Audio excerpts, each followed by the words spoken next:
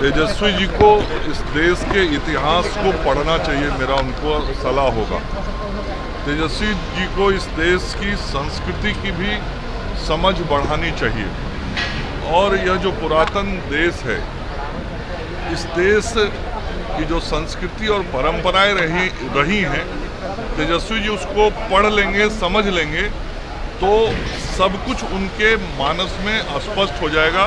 यह देश कैसा है, देश के लोग देश को कैसा रखना चाहते हैं और देश कैसे आगे बढ़ेगा। मंगल पांडे जी, वो ममता बनर्जी ने कहा है कि जो राज्यपाल पर आरोप लगे हैं बंगाल के राज्यपाल पर, उनको बीजेपी को जवाब देना चाहिए।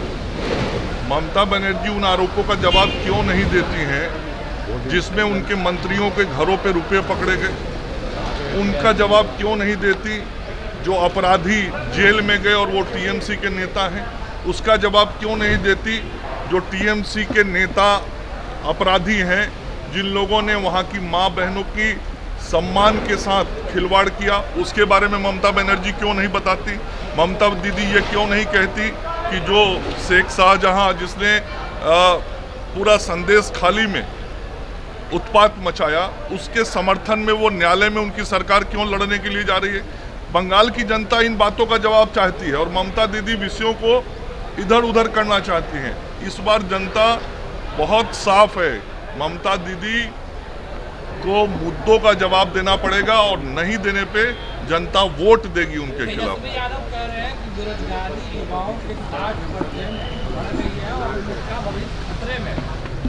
युवाओं के रोजगार और युवाओं की नौकरी की चिंता एनडीए की सरकार आदरणीय प्रधानमंत्री नरेंद्र मोदी जी के नेतृत्व में कर रही है, बिहार में नीतीश कुमार जी के नेतृत्व में कर रही है।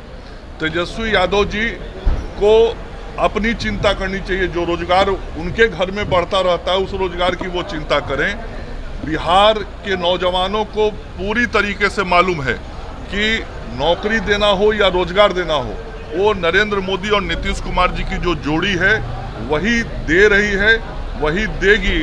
और इस बार फिर आदरणीय प्रधानमंत्री जी ने घोषणा किया है कि मुद्रा लोन में 10 लाख रुपए तक का जो लोन था, उसको अब बिना गारंटी के बढ़ा के 20 लाख कर दिया जाएगा। युवाओं के रोजगार के बड़े अवसर मिलेंगे और लगातार प्रधानमंत्री जी और मुख्यमंत्री जी के द्वारा युवाओं को नौकरी के नियुक्ति पत्र दिए गए, बांटे गए। ये तो पीछे से आके खड़े हो गए थे और दावा करते हैं। प्रधानमंत्री का दौरा। चलिए धन्यवाद। चलिए।